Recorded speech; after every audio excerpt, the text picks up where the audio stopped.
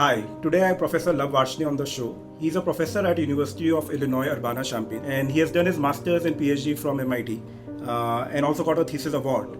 Excited to talk to you about technology and business and policy and all kinds of things. People are going crazy about generative AI these days, right? And you did this work many years ago. Yes, this was back in 2011, 2012, so this was very much before the deep learning revolution. And so we built this technology for generating flavorful and novel culinary recipes because it's quite scientific.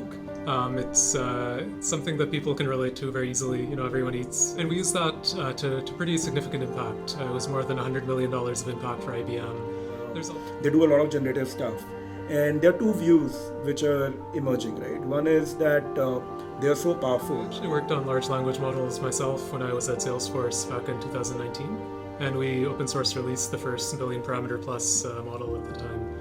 Arguably much better than GPT-2 at the time. Can you give a few examples or thought experiments of how you think AI can reduce well-being, right? So you made this argument about the triad of where autonomy was one of the pieces of the triad. So how could our audience understand in thinking about what would I have done without the technology and what did I do with the technology? And if they diverge a lot, then there seems to have been some loss of autonomy. On AI safety.